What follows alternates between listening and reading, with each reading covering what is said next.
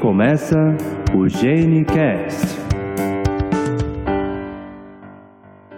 Olá, galera. Bem-vindos ao GeneCast. Meu nome é Thaisa, sou médica geneticista e estou falando de Goiás. A nossa ideia é que a cada podcast a gente tenha um host diferente e neste eu serei a host. Aqui é Rodrigo Fock, falando de São Paulo, geneticista. Aqui é o Alan, interno, falando aqui de São Paulo também. Oi, gente, eu sou a Rosa Magali Moraes. Eu vou estar como convidada nesse podcast. Eu sou psiquiatra da infância e adolescência e eu trabalho no Hospital das Clínicas, no ambulatório de autismo. E como a doutora Rosa já deu a entrada, hoje nós vamos falar sobre autismo e explicar um pouco sobre essa condição, né? E vamos conversar um pouquinho hoje com o geneticista, o Dr. Rodrigo, e a doutora Rosa, que farão a parte das especialidades.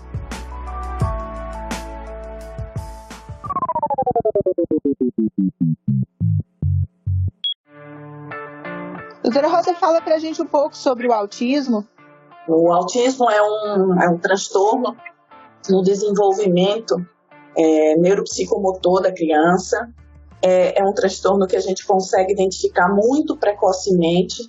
Antes a gente falava que diagnóstico precoce de autismo era antes dos 5, antes dos 2, e hoje a gente sabe que mesmo antes do primeiro ano de vida a gente já consegue perceber algumas alterações. O autismo é um desafio porque ele vem crescendo, o número de crianças com autismo e a descoberta, a investigação de jovens e adultos com autismo vem crescendo. Além disso, o que a gente sabe também é que o autismo ele tem uma causa, na verdade ele não tem ele tem causas, ele é multifatorial. E é difícil identificar em cada um de que causas a gente tá falando. Ele tem um componente genético super importante, por isso que eu estou aqui, por isso que vocês me convidaram. E a gente consegue perceber alterações, inclusive na forma do cérebro funcionar, na parte anatômica, na parte funcional. Então é um assunto bem legal e que todo médico em algum momento vai se deparar. Certo. E falando sobre a história, as diferenças sobre o espectro autista e o autismo, o que você pode trazer para a gente? A história do autismo é super interessante. A gente tem relatos bem antigos, antes da definição oficial, né? Oficialmente, o autismo surgiu como uma entidade médica, psiquiátrica, em 1943. Foi o Kanner que descreveu. E logo depois, em 1944, um outro médico chamado Asperger, que era dentro do espaço muito próximo do Kanner, apesar do Kanner ter migrado para os Estados Unidos, mas eles eram contemporâneos, descreveu uma síndrome muito parecida, sem nunca ter se comunicado com o Kanner. Por isso que durante muito tempo houve uma certa confusão do que era autismo, do que era síndrome de Asperger, até no DSM-5 os dois se fundirem, até porque às vezes era muito difícil fazer essa distinção mesmo hoje, e passarem a fazer parte do transtorno do espectro autista, com a síndrome de Asperger sendo um autismo leve.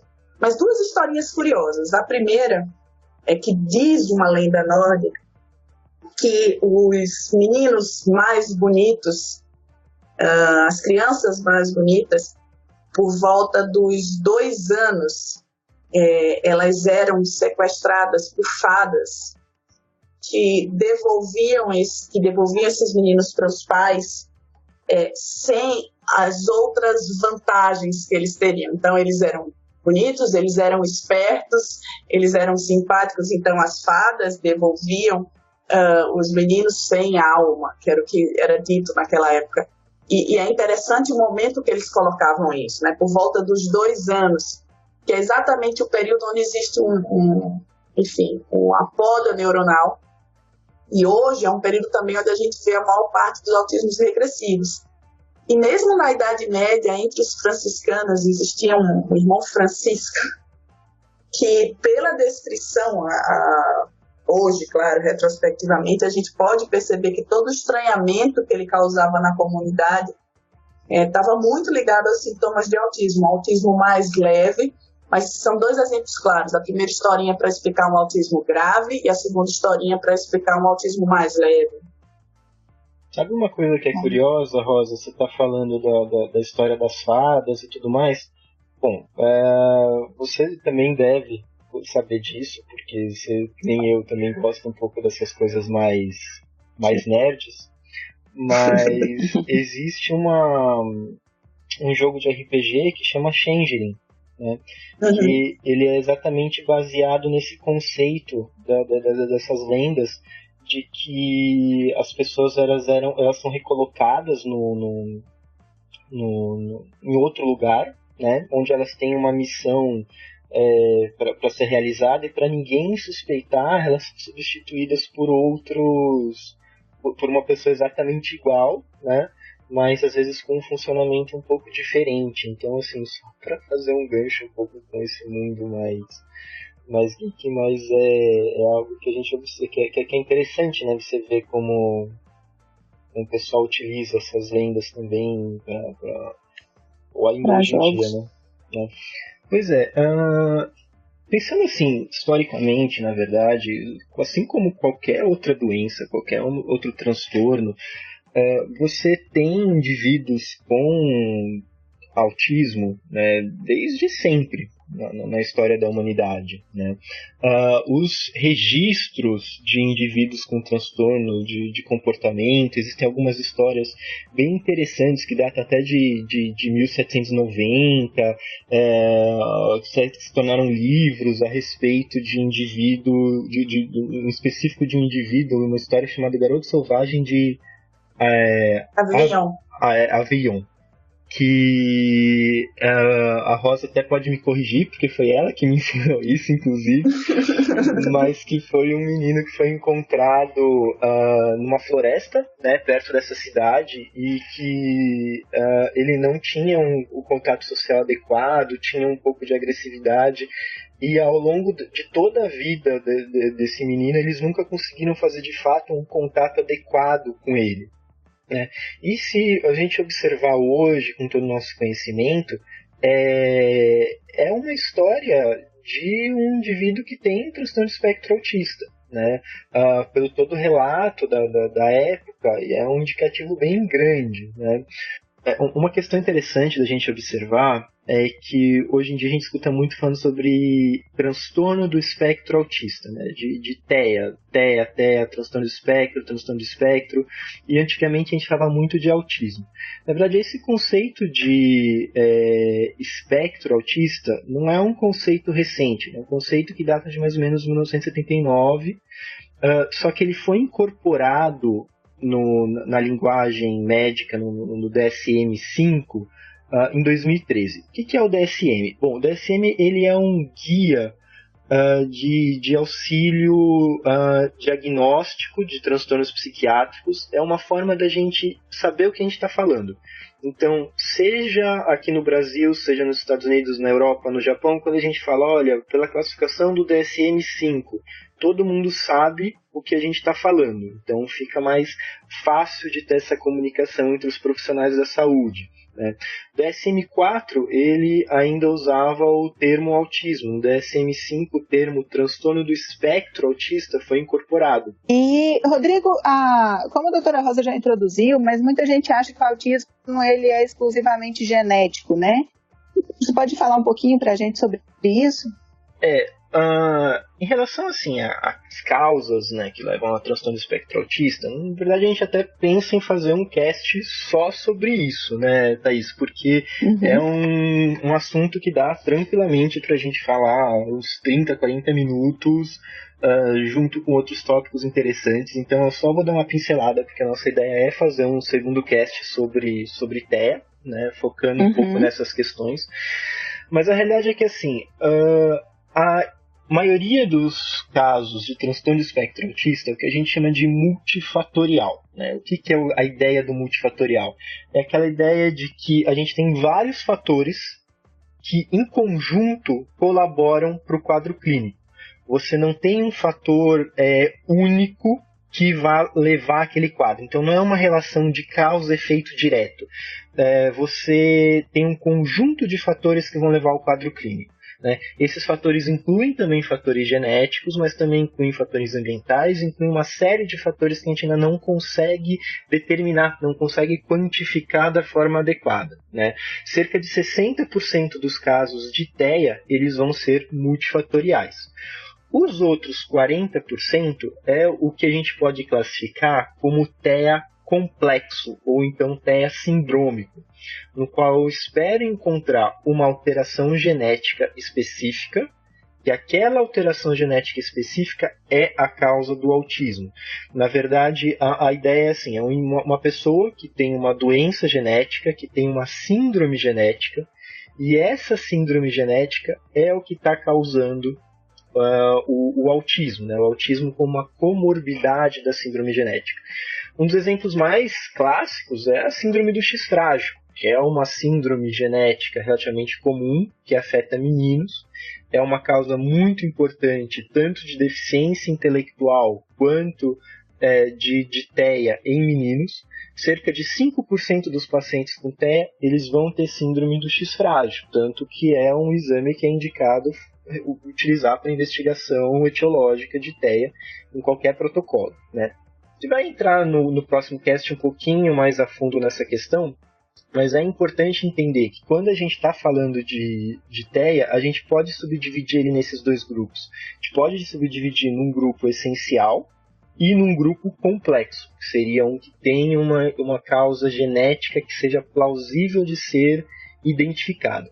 Fazer essa diferenciação é muito importante, tanto porque os dois grupos eles vão diferenciar um pouco em relação à questão clínica, né, as características clínicas, as comorbidades que os subgrupos apresentam, né, e principalmente porque quando a gente pensa numa causa genética que a gente pode identificar, isso vai mudar para a gente o aconselhamento genético, então o risco na família de ter um novo caso. Isso vai mudar para a gente a forma de acompanhar aquele paciente, porque eu não vou só acompanhar ele do ponto de vista do TEA, mas eu também preciso acompanhar ele do ponto de vista das outras características que podem estar associadas à síndrome genética. Certo.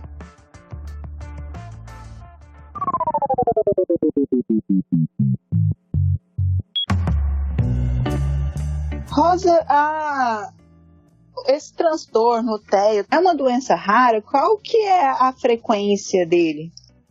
Olha, o primeiro levantamento, um dos primeiros levantamentos epidemiológicos que foram feitos do autismo foi na década de 60, acho que se eu não estou enganado, em 1966, na Inglaterra.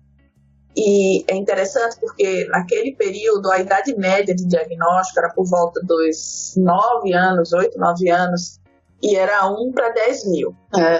E o último levantamento feito até pelo CDC, que é o órgão americano que controla as doenças naquele país, ele fala, de uma maneira geral, quando a gente pensa em espectro, de 1 para 68, o que é uma diferença enorme. É importante só a gente pontuar aqui que existem questões, na hora que você vai fazer um trabalho, você tem que levar em consideração a população, a notificação, se a gente do gênero, a idade. Então, mesmo tendo algum viés, né, nessa metodologia, chama a atenção um número tão alto de pacientes dentro do transtorno do espectro autista. Quando você fala 1 para 68, é 1 para 68 pessoas, não 1 para 68 mil, né? Não, é um acometido para cada 68. Isso a gente fala bem assim, relacionado não só a crianças, mas principalmente a crianças, porque como é um transtorno de desenvolvimento, deve, em tese, ser identificado nessa fase.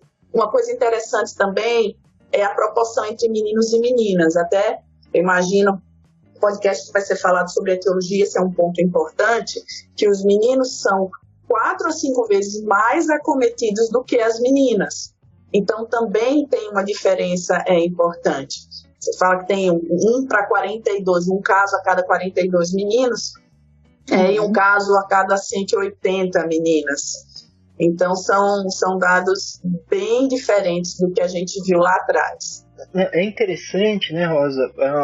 a gente pensar o porquê até dessa mudança epidemiológica. Claro que não em relação a, por exemplo, quando começou a ser descrito para agora, porque realmente a questão de conhecer o diagnóstico, mas mesmo nos últimos anos a gente vê aparentemente um aumento de incidência, né? E a relação que as pessoas tentam fazer com várias questões distintas. E eu não sei se você tem alguma informação nova a respeito disso, mas a última coisa que eu tinha lido era que muito se dava mesmo por conta da mudança dos critérios diagnósticos, né, para o transtorno do espectro autista. E aí, com o aumento do conhecimento dos médicos em relação ao TEA e a melhor facilidade, né, facilidade de fazer esse diagnóstico, começou a aumentar essa incidência. Eu não sei se você tem alguma outra coisa mais recente a respeito disso. Não existe uma unanimidade, um consenso em relação ao porquê desse aumento. A princípio, a ideia é até por questões realmente na metodologia. Você, às vezes, usa parâmetros diferentes para o diagnóstico, idades diferentes, gênero diferente, se são pacientes que têm comorbidade ou não, por quanto tempo eles foram seguidos, porque em crianças muito pequenas é difícil a gente definir que é autismo. A gente define muitas vezes que há um atraso do desenvolvimento. E quando eu falo muito pequenas, estou me referindo a crianças abaixo de 2 anos. Os sintomas, normalmente, em torno de 60% a 70% deles, eles se consolidam por volta dos 3 anos de idade. Mas existem outros pontos também. Os critérios diagnósticos de uma maneira específica, que foi o que você disse, que inclusive foi uma grande discussão entre o DSM-4 e o DSM-5. O DSM-4 ele era mais abrangente. O DSM-5 ele passou a ser bem mais específico. Inclusive, se espera a médio prazo uma avaliação do impacto disso na prevalência. Um outro ponto importante que se discute muito, mas também não há um consenso, é em relação a causas ambientais. Como causas ambientais, como, por exemplo, a gente ter cada vez mais crianças de baixo peso ou crianças prematuros extremos, ou mesmo, enfim, alguns adventos em relação à reprodução assistida, o quanto que isso tem um impacto na prevalência do autismo. Certo. E o diagnóstico de uma criança com o transtorno do espectro autista, com o TEA, ele impacta muito sobre todas as pessoas da família, né? Acaba que essa criança ela vai precisar de alguns cuidados, de alguns especialistas. Como que é isso, doutora Rosa? Eu acho que o que é interessante a gente pensar, Thaís, é que esse impacto, claro, o impacto maior é no núcleo familiar, mas esse impacto é generalizado, né? O diagnóstico de autismo, você tem um impacto na saúde. Então, por exemplo, esse podcast veio disso. A gente está tentando transformar esse conhecimento dentro dos profissionais da área de saúde. A gente tem um impacto na questão da educação. Então, as pessoas da educação cada vez mais passam a ter intimidade com as questões da área de saúde mental e é necessário uma outra formação, uma formação complementar. Você tem um impacto econômico enorme.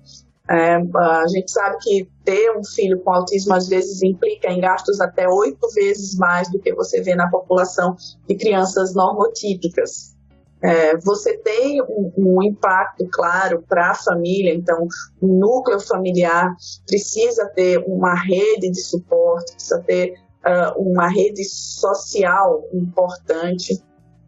Você tem ideia, 70% das mães que têm filhos com transtorno do espectro autista não conseguem trabalhar ou têm a carga horária diminuída. Eu falo mães porque é senso comum, mas isso também acontece com os pais. O trabalho foi feito com mães. E o que é interessante você imaginar que você tem 8 vezes mais gasto, e entre os dois que dividiriam esses gastos, 70% de um deles não trabalha. Então, você tem um impacto muito grande. E para a própria criança, obviamente. Então, o autismo é algo que impacta em várias áreas da sociedade. Certo. E, inclusive, na escola também, né, Rodrigo? Pois é, sem dúvida nenhuma.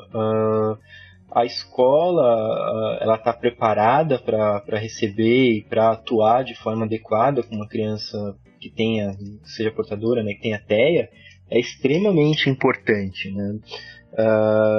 E hoje em dia a gente sabe que a inclusão é fundamental. E esse trabalho de inclusão ele tem que ser feito, e os profissionais eles têm que se aprimorar e se preparar para receber esses indivíduos. Se a gente fala de 1 a cada 68, né?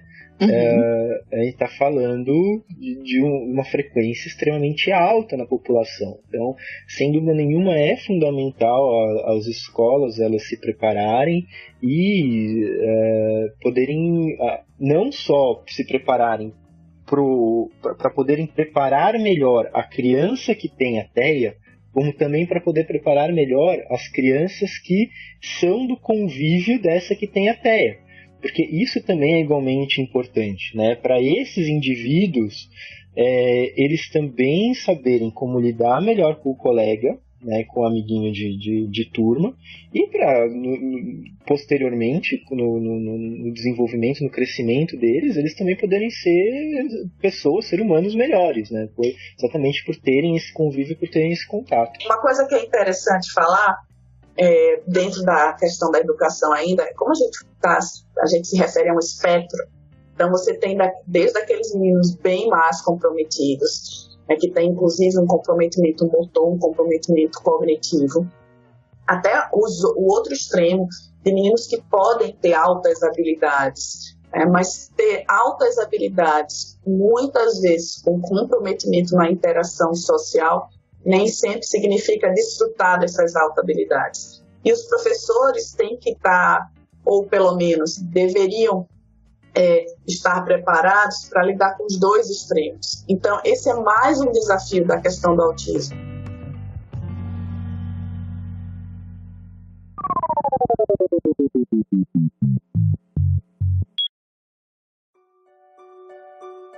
Rosa, agora você está falando dessa questão das altas habilidades. Isso foi algo que a gente não comentou no começo, mas que eu acho que é interessante, sem dúvida nenhuma. É a questão do Asperger, né? Porque hoje em dia a gente não tem utilizado mais o termo Asperger, né? E popularmente ainda se usa, mas é um termo que está em desuso, né? É um termo que academicamente já não existe. Por que isso aconteceu? Porque a gente tinha um termo chamado autismo de alto funcionamento, que era muito semelhante em alguns aspectos à síndrome de Asperger. A diferenciação estava muito mais relacionada à parte cognitiva e à parte de linguagem. Só que quanto mais a gente estuda sobre o tema, mais a gente vai se especializando e percebendo que aquelas diferenças que a gente colocou lá atrás como critérios não eram tão claras assim. Com a questão do espectro, alguns diagnósticos que antes faziam parte do mesmo grupo, como por exemplo síndrome de Rett, passaram a não fazer, porque tem características muito específicas que se distanciam do autismo. E, por outro lado, até para facilitar a questão do diagnóstico, a gente passou a ter autismo grave, moderado e leve. E a síndrome de Asperger entrou nos autismos leves. E falando nessa classificação, doutora Rosa, como que é feito o diagnóstico do TEA? O diagnóstico do TEA é um diagnóstico clínico, como a imensa maioria dos diagnósticos na psiquiatria. Por isso é importante você ter conhecimento, por isso que é importante você ter experiência clínica. A gente tem critérios diagnósticos que envolvem 2 pontos específicos. O primeiro deles envolve a questão da comunicação, da interação social. Dentro desse tópico tem uma questão ligada à linguagem, que também é importante. Você tem um segundo ponto que está muito mais relacionado a padrões de comportamento específicos, padrões de comportamentos mais restritos, mais repetitivos, alterações sensoriais. Um outro ponto também envolvido nos critérios é que esses sintomas eles têm que estar presentes nas primeiras etapas do desenvolvimento, então eles têm que estar presentes antes dos 36 meses de vida, ou naqueles casos mais leves, até os 7 anos, com aumento de demanda. O que significa isso? por exemplo, a gente estava falando dos meninos com síndrome de Asperger e autismo leve, que não são sinônimos, né, mas só para deixar claro, um outro fato importante também que eu acho que vale a pena a gente ressaltar. Eu falei de altas habilidades, logo a gente trouxe o assunto síndrome de Asperger e autismo leve. É importante deixar claro que autismo leve e síndrome de Asperger, diferente do que os filmes hollywoodianos pregam, isso não é sinônimo de altas habilidades. Você tem ilhas específicas de interesse, que é uma determinada coisa, meninos que se interessam por paradas do metrô, por astronomia, por dinossauros, e sabem muito daquilo, inclusive porque, isso sim, eles têm uma característica de memória importante. E você tem um outro grupo que também até pode ter interesses específicos, mas eles estão mais ligados às próprias capacidades cognitivas, aí sim, altas habilidades, que são os gênios que se destacam. Mas isso não é a regra, isso é exceção. Você pode ter dentro do transtorno indivíduos com QI abaixo da média, QI na média e QI acima da média. Voltando um pouco para o que a gente estava falando antes, com o aumento da demanda social, que acontece, os grupos sociais que vão se formando no desenvolvimento da criança, aí depois dos 6 anos, principalmente no ensino fundamental, nos casos que são mais leves, isso fica mais nítido. Por isso que os critérios são abaixo de 36 meses ou naqueles mais leves com aumento de demanda até os 7 anos. Isso tem que causar um prejuízo, essa é a diferença de qualquer também transtorno psiquiátrico, porque, como diria Caetano, de perto ninguém é normal, todos nós temos sintomas psiquiátricos. Mas o que importa é a intensidade desses sintomas, a frequência desses sintomas e o impacto que isso causa na vida, e também que isso não seja explicado por qualquer outra causa. Então, a criança teve um traumatismo craniano, a criança teve uma infecção primária, já numa fase mais tardia do desenvolvimento, que trouxe esses sintomas. Nesse caso, eu não posso falar de autismo.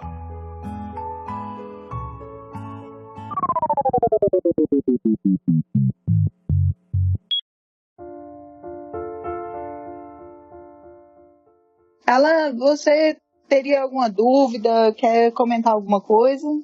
Tenho sim.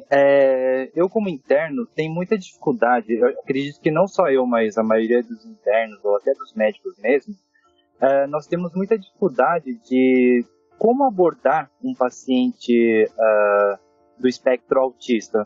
Porque, assim, já que eles têm uma dificuldade assim, de ter contato com pessoas que estão fora, né, do convívio dele, como é que nós podemos abordar esses pacientes? Olha, Alan, uma coisa interessante, né? É como a gente entende o conceito de ambiente adaptado. Se eu falo de uma deficiência física, as pessoas rapidamente falam, não, esse ambiente é adaptado. Tem rampa, tem elevador. Se eu falo em relação à deficiência visual, alguém vai me dizer, tem as marcações no chão, tem o braille. Mas quando a gente fala de um transtorno psiquiátrico, raramente as pessoas se remetem às adaptações. Os meninos, os indivíduos com autismo, eles também precisam de adaptações. Primeiro, se você está num PS, né, numa emergência, e chega uma criança com autismo, um adulto com autismo, primeira coisa é você perceber se ele é verbal ou não. Perceber se ele é verbal não é descobrir se ele fala ou se ele não fala. É descobrir se ele se comunica ou não se comunica. Se ele faz uma formação de diálogo, onde tanto a linguagem receptiva, quer dizer, o que ele entende, quanto a linguagem expressiva, que é a forma como ele se coloca, se isso está preservado. Se sim, mais fácil, você pode se referir a ele. Se não, imediatamente você se remete ao cuidador e tenta entender, porque ninguém melhor do que os cuidadores para dar essas informações para a gente, isso é um outro dado importante. Muitas vezes há um atraso de até 4 anos entre a percepção dos pais dos sintomas e o diagnóstico médico. Eles passam por vários especialistas e no início, muitas vezes, eles são desacreditados. Então, como interno, acho que a primeira coisa é olhar o paciente, perceber o paciente. A segunda coisa é acredita nos pais. O que eles te disserem, tem isso como certeza. E oferecer um ambiente amigável. O que é um ambiente amigável? Dentro do possível, procura uma sala com pouquíssimo estímulo. Muito barulho, muita gente, Os indivíduos com autismo, eles têm dificuldades na conexão cerebral, a forma como eles recebem e interpretam os estímulos do ambiente. Existe uma hiperexcitabilidade, tanto em termos mínimos, né, na comunicação entre regiões cerebrais, como na resposta. Muitas vezes existe uma hiperexcitabilidade. Procura um ambiente tranquilo. Tenta deixar o mínimo de pessoas com aquela criança, diferente do que a gente pensa. Quando eles agitam, eles não precisam de mais gente. Quando eles agitam, eles precisam de bem menos gente. Usa, que é uma coisa que a gente não tem, infelizmente, dicas visuais. Eles são extremamente visuais, mesmo aqueles que falam. Então, muitas vezes as mães têm uma forma de comunicação alternativa, uma pasta chamada PECS, P-E-C-S. Então, a primeira coisa é perguntar para ela se ele não se comunica. Ele usa o PECS, porque dentro disso ele vai entender o que você está falando. Uma outra forma é que a gente chama de histórias sociais. Então, você desenha e vai dando para ele dicas visuais do que está acontecendo. Previsibilidade. Eles precisam saber o que vai acontecer depois, mesmo aqueles que se comunicam. Se você fala, olha, daqui a pouco, você não está dizendo nada. Se você fala, olha, o médico diz, não, olha, vai vir o médico assim, com o nome tal. Usa timer, cronômetro, põe um celularzinho lá para ele ver quanto tempo demora. Então, com previsibilidade, eles também funcionam muito bem. São questões mínimas de adaptação que a gente nunca lembra para os pacientes que são pacientes psiquiátricos. Certo. E quanto ao tratamento, obviamente não existe uma cura, né, para transtorno do espectro autista. Mas até que ponto, na medicina, nós conseguimos reinserir um paciente autista na sociedade? Até que ponto nós conseguimos fornecer a esses pacientes uma qualidade de vida próximo do normal da maioria das pessoas? Acho que o primeiro ponto é assim, o que a gente cura na medicina, né?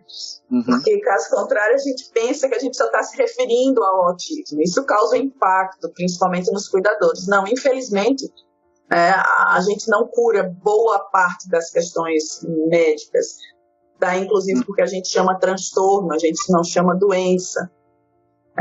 E existem várias formas de você reinserir ou de você poder ajudar esses indivíduos. Antes, é importante a gente quebrar alguns paradigmas. Ser feliz, estar inserido, estar bem, não é ser como nós. Eles têm uma forma específica de pensar, eles podem ficar super felizes se eles tiverem meio amigo, mas o que importa é a forma como eles se sentem. Talvez para mim, felicidade é eu estar numa festa com um monte de gente ao meu redor. Talvez isso para eles seja o caos. Talvez para mim seja trabalhar, minha felicidade é trabalhar com gente e falar. Para eles talvez seja trabalhar na frente do computador. Isso não é regra, mas são coisas que a gente precisa considerar. Um outro ponto é que não existe medicamento específico para autismo. A gente tem também pelo FDA, que é o órgão americano que controla essas questões ligadas a tratamento medicamentoso, farmacológico, enfim, 2 medicamentos, 2 substâncias que são liberadas para uso sintomático. Então, a gente escolhe qual é o sintoma principal que a gente precisa intervir e, baseado nisso, a gente utiliza esses medicamentos. Mas, por outro lado, a incidência de comorbidades, de doenças associadas no autismo, a prevalência de doenças associadas ao autismo é muito alta. Então, a gente tenta tratar essas comorbidades, porque para essas sim, existem medicamentos específicos. Então, ansiedade, transtorno obsessivo compulsivo, transtorno de desatenção e hiperatividade. Tratando essas comorbidades, que muitas vezes também passam despercebidas, porque a gente fica tão focado na questão do autismo, a qualidade de vida dessas crianças melhora. Dessas crianças, desses adultos, porque mais do que nunca a gente tem que falar. Esses indivíduos estão crescendo, eles estão envelhecendo, isso é um outro desafio, como fazer essa adaptação. E a forma de intervenção principal é a intervenção multiprofissional, principalmente aquela baseada em análise funcional do comportamento, a teoria comportamental. Eu não posso dizer que muitas das outras intervenções propostas não funcionam, Mas essa eu posso te afirmar que funciona. É a medicina baseada em evidência. Então, é isso que eu tenho que indicar. Psicólogo, terapeuta ocupacional, fono, fonoaudiólogo que trabalha com linguagem alternativa e aumentativa, muitas vezes psicopedagogo. A equipe é grande, é múltipla.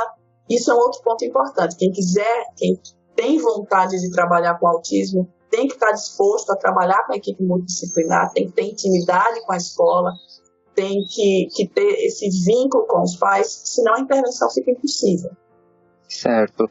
E, no caso, a senhora tinha me falado que as famílias, né, com criança com autismo, né, eles têm, em média, assim, 8 vezes mais gastos com essa criança. Existe algum programa do governo ou algum auxílio nessa parte financeira? Porque, assim, pacientes, a senhora até também tinha falado que a expectativa de vida desses pacientes também está aumentando. Então, no momento que os pais não estiverem mais, ou não tiverem mais condições de trabalhar ou até chegarem a falecer, como é que é feita a abordagem, como é que é feito esse cuidado com esses pacientes? Essa é a pergunta de 1 milhão de libras. Não é nem $1 milhão, é $1 milhão de libras. Porque hoje é o maior desafio, como você acabou de dizer. Se a gente pensar nos pacientes mais leves, eles conseguem ter uma independência, né, com adaptações, com suporte, mas eles conseguem ter uma independência. Se a gente está falando dos meninos moderados e principalmente dos graves, eles vão precisar de suporte especializado, intensivo, para o resto da vida. E não, a resposta para você é não. Não existe um programa específico voltado para transtorno do espectro autista estatal, né, público. O que a gente também sabe, até por conta de uma organização dos pais, existem associações de pais de indivíduos com transtorno do espectro autista muito fortes. Existe uma lei também, foi promulgada há uns 3 anos atrás, mais ou menos, e baseado nessa lei, os pais e os próprios indivíduos estão batalhando pelos seus direitos, mas existem alguns pontos isolados do que a gente chama de residência terapêutica, que é um local onde esses indivíduos podem ser referidos, podem morar com esse suporte, mas são pouquíssimos locais. Eles até são públicos, existe um convênio entre essas instituições e o Estado, mas a regulamentação disso ainda é muito nebulosa. E se a gente pensa ainda nos pequenos e nos adolescentes, até como uma forma de prevenção para problemas futuros, a gente também não tem programas específicos. Aos poucos isso vem sendo montado, mas a demanda ainda é muito maior do que é o que é oferecido, e a especialização desses profissionais ainda está aquém do que a gente esperaria. Quando a gente pensa em impacto, quando a gente pensa em prognóstico, o principal fator a ser considerado é o suporte social. Nos locais onde esses indivíduos adultos se sentem acolhidos, onde essas comunidades proporcionam possibilidades de trabalho, de educação, de vida afetiva, né, da possibilidade de construir famílias, o prognóstico é muito, muito melhor. É interessante, né, Rosa? Eu acho que, assim, não só em relação a políticas para suporte para essas crianças ao longo da vida, é claro, isso é fundamental, mas mesmo políticas de acompanhamento, de tratamento para esses pacientes agora, né? Você falou de 2 coisas super importantes, né? Você comentou a respeito do PECS, né? E a respeito das terapias das análises do comportamento, da comportamental. Que a gente sabe que a intervenção precoce comportamental é, de fato, que a gente tem mais evidência, né? A respeito de mudança de prognóstico dessas crianças, né? Então, e mesmo esses, a gente pelo Sistema Único de Saúde é extremamente deficitário, né? Então isso é uma coisa que é bem importante, sem dúvida nenhuma. A gente pode considerar que é algo que longo prazo, se manter da forma que está, é algo que pode ser um problema de saúde pública, né? Isso a gente já não pode falar que já não é, né? O que eu acho que segura muito essa situação é realmente os familiares, os pais que se unem e se unem de forma brava nessas associações, dando um suporte para as crianças e para novos pais, para novos familiares que fazem esse diagnóstico, que é bem interessante, né? Eu escuto muito, eu mesmo, né, caio nessa pegadinha de falar crianças. Existem 2 subgrupos onde também a prevalência tem aumentado muito, entre mulheres, principalmente as adolescentes e adultas, porque existe uma diferença na apresentação de sintomas entre o sexo feminino e o sexo masculino. E a gente tem que ficar cada vez mais atenta da forma como esses critérios diagnósticos são aplicados para os gêneros, e também em adultos, principalmente nos adultos mais leves, que tiveram vários diagnósticos ao longo da vida, porque é fácil, é comum você ter comorbidades, né, outros sintomas, outros transtornos psiquiátricos associados ao transtorno do espectro autista, e que só na vida adulta muitas vezes eles se percebem, ou a esposa percebe, ou o filho percebe, e eles procuram assistência para o diagnóstico.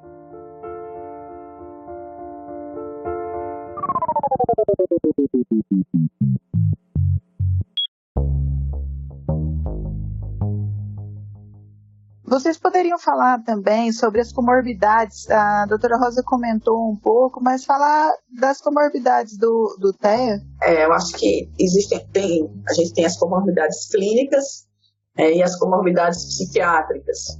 Quando a gente fala de comorbidade clínica, a gente sabe, por exemplo, que tem uma maior possibilidade de alterações gastrointestinais, alterações de pele, atopias. A gente sabe, por exemplo, que há uma prevalência bem maior de epilepsias, não só de epilepsias, como crises convulsivas isoladas ao longo da vida, mesmo crises não febris. Pensando na parte psiquiátrica, a gente tem uma prevalência importante também de déficit cognitivo associado. A gente tem ansiedade, que é algo que a gente sempre tem que levar em consideração, que muitas vezes a gente deixava passar, né? Como é que a criança com TEA pode ser ansiosa, mas pode sim. O transtorno de déficit de atenção e hiperatividade, o transtorno obsessivo-compulsivo. Mas o que também é importante a gente ter em mente é que, se a gente está falando de um grupo que tem desenvolvimento atípico, muitas vezes os sintomas relacionados a esses transtornos comórbidos também vão ser atípicos. E diferenciar o que é que faz parte da síndrome, o que é que faz parte do transtorno do espectro autista, onde você pode ter comportamentos repetitivos, você pode ter uma inquietação, você pode ter uma estereotipia, facilmente confundidos com toque, com tiques. O que é do espectro, o que é que a gente está falando como um diagnóstico em separado, que tem importância, um impacto suficiente para a gente tratar em paralelo. O que é que a gente está falando do próprio transtorno do espectro autista e como a resposta ao medicamento. Se eu trato uma criança que tem toque isoladamente, eu tenho um remédio específico para isso, eu vou ter uma resposta satisfatória, um tamanho de resposta relacionada àquele medicamento satisfatório. Você fala de uma criança que tem transtorno do espectro autista, onde a gente sabe que a gente tem alteração da conectividade cerebral, do número de neurônios, do tamanho de neurônios, né, do número de sinapses, enfim, da estrutura, da organização das camadas cerebrais. A resposta a esse medicamento pode ser uma resposta aleatória ou mesmo paradoxal. Então, são questões que não só a teoria, mas principalmente a prática clínica traz e que a gente precisa estar atento.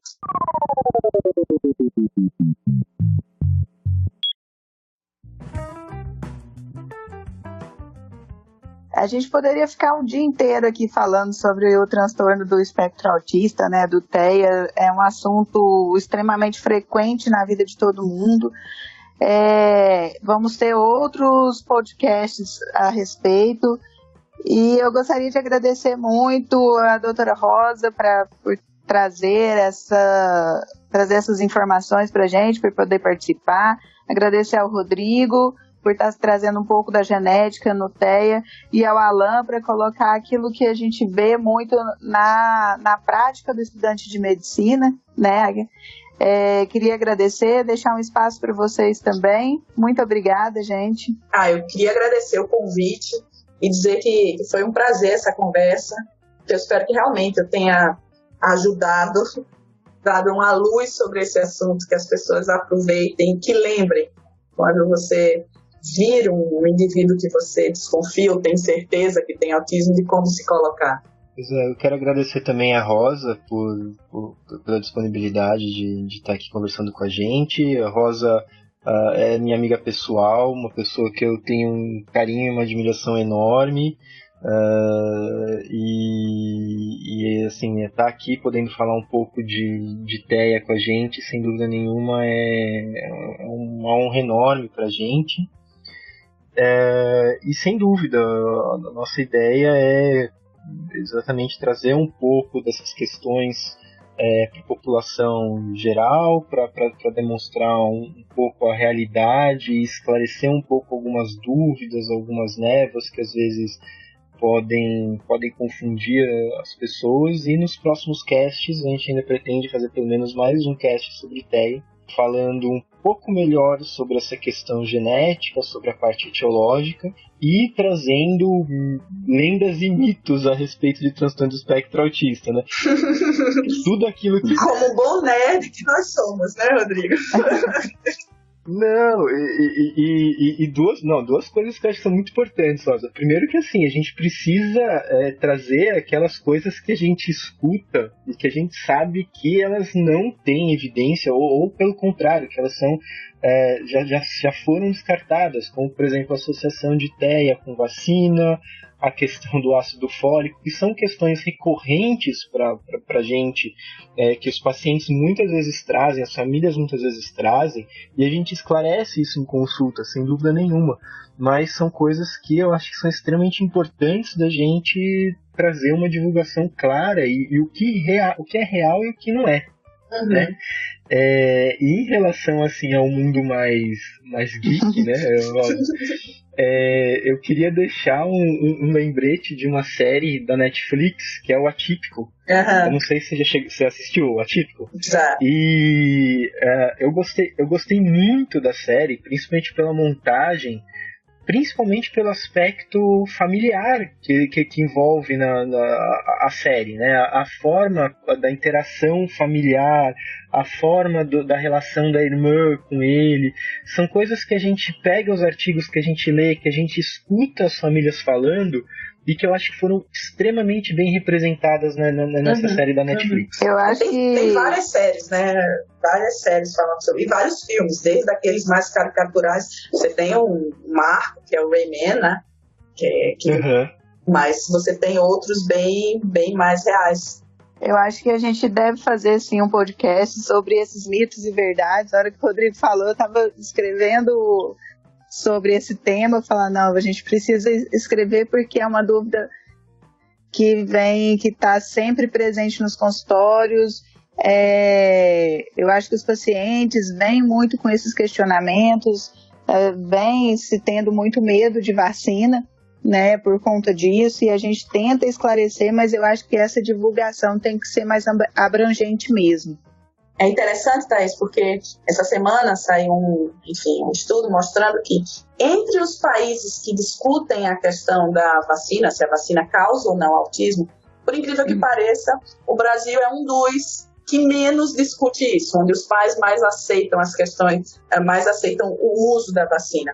Por outro lado, agora a gente está tendo um desafio na região norte de tentar controlar um surto de sarampo, tentar controlar o retorno do sarampo ao Brasil. E eu me preocupo porque quando você não vacina uma criança, você não está só não vacinando aquela criança. Você está assumindo o risco com o teu filho e você está assumindo o risco com todas as outras crianças e adultos e mulheres grávidas com quem ele convive. Então, realmente, é uma decisão que, diferente do que muitas pessoas me dizem, não é de fórum íntimo em particular. A gente está falando de uma questão de saúde pública. Sim, eu acho que isso vale muito a gente discutir E a gente tem que colocar isso para a população, porque eles acham que não, né? Que é uma questão, igual você falou, que é uma questão particular mesmo, né? Muito obrigada. Alan? Eu queria agradecer a esclarecimento da doutora Rosa, né? Que eu acho que foi bem interessante. Vai ajudar bastante tanto a mim quanto aos ouvintes, estudantes ouvintes, né? E eu queria agradecer a vocês por essa oportunidade de participar desse podcast de hoje.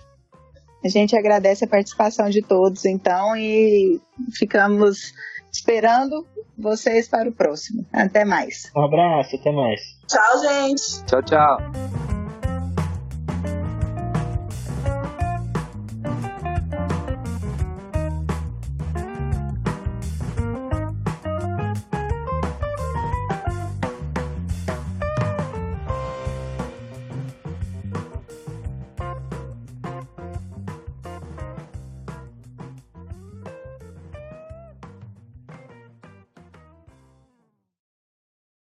Esse podcast foi editado pelo Pod História, podhistoria.com.